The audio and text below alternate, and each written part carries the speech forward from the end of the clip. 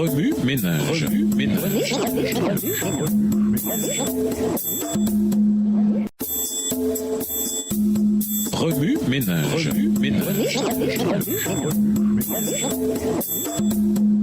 Bienvenue dans votre émission Remue ménage. Nous voilà à mardi.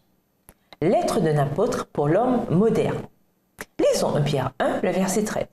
1 Pierre 1, le verset 13. C'est pourquoi saignez les reins de votre entendement, soyez sobres et ayez une entière espérance dans la grâce qui vous sera apportée lorsque Jésus-Christ apparaîtra. Les 2 épîtres de Pierre ont été spécialement rédigées pour les jeunes églises chrétiennes d'autrefois.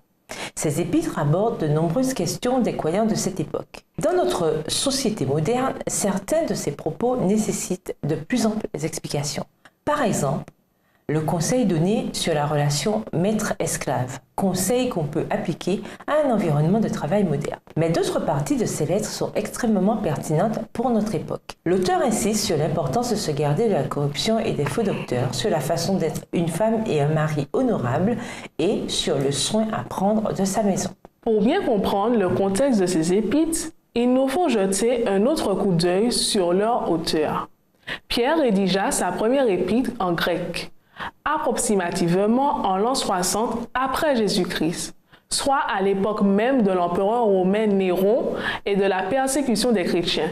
La tradition suggère que Marc servait Pierre à Rome et pourrait l'avoir aidé à transcrire ses paroles alors qu'il était en prison. Bien que ces épîtres ne se focalisent pas entièrement sur la première persécution chrétienne, elles servent souvent de toile de fond à une période d'hostilité religieuse accrue. Pierre avertit ses lecteurs en ces termes. C'est pourquoi saignez les reins de votre entendement, 1 Pierre 1, verset 13, Louis II.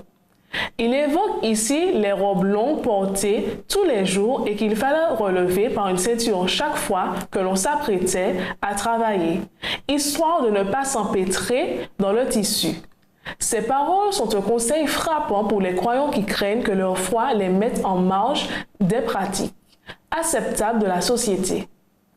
La première épître de Pierre nous appelle à vaincre ces choses du passé qui nous alourdissent. Remue ménage. L'auteur de 1 et 2 Pierre ne disposait ni d'Internet, ni des médias sociaux, ni de l'interconnexion dont nous jouissons aujourd'hui. Quels aspects de ces épîtres appliqueriez-vous directement à notre monde interconnecté? Au revoir. Et à demain si Dieu veut.